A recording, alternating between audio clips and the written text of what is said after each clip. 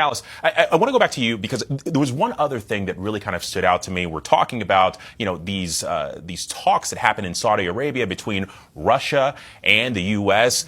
Kyiv on the sidelines of these negotiations, but you heard the president asked about these talks today. He said that he was much more confident after these talks with Russia today. He also threw some cold water on President Zelensky of Ukraine, saying, noting his approval ratings, and also he compared Ukraine to Gaza, and said that this war never should have started. And he appeared, at least in the way that he phrased it, to blame Ukraine for this.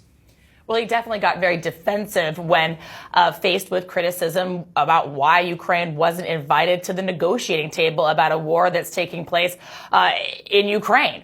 It was very interesting to listen to the language, the rhetoric from the president. Like you said, he repeated this idea that Ukraine could have ended the war, could have ended the war. It should never have happened.